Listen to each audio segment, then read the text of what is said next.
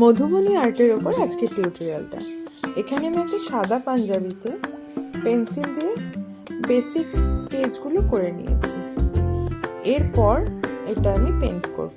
তো পেন্ট করার আগে এদের বাদিকে দেখতে পাচ্ছ যেরকম সেইভাবে আমি পেন্ট করব।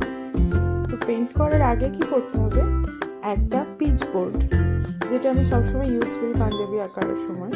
তো দেখো আমার ছেলে আবার আমার আর আমার হাজব্যান্ডের ছবি এঁকে নাম লিখে দিয়েছে।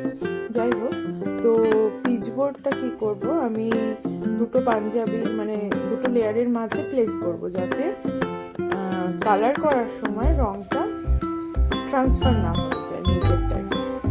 তো দেন আমি ইউজ করবো 000 তুলি আর অ্যাক্রিলিক কালার আছে আমার কাছে এখন। এছাড়া ফেব্রিক কালারও ইউজ করা যেতে পারে। তো এবার কালার ইউজ করার ক্ষেত্রে যেটা বলার, যে যদি ছোট কৌটো যেটা আমি দেখালাম সেই কালার ব্যবহার করি, তাহলে এটা যদি পাতলা করতে হয় তাহলে ব্যবহার করবো মিডিয়াম 1। আর যদি মনে হয় কালারটা খুব পাতলা হয়ে গেছে এবার ঘন করতে হবে, তখন ইউজ করবো মিডিয়াম 2।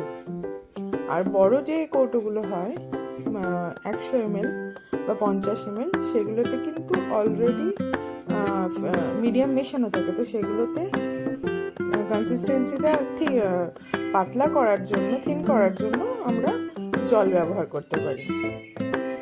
আর এই যে আর্ট ফর্মটা দেখছো, এটা নিয়ে এবার একটু কথা বলি। তো এটা হচ্ছে মধুবনী আর্ট। এটা মৈথিলি পেন্টিং নামেও পরিচিত, মৈথিলি আর্ট নামেও পরিচিত। তো এটা originated from Bihar and also from Nepal.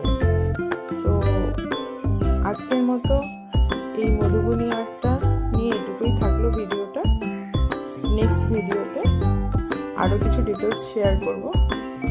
আর পাশের বর্ডারগুলোতে আমি কলকা ব্যবহার করেছি, নেক্সট ভিডিওটা ওটার ওপর নিয়ে আসছি।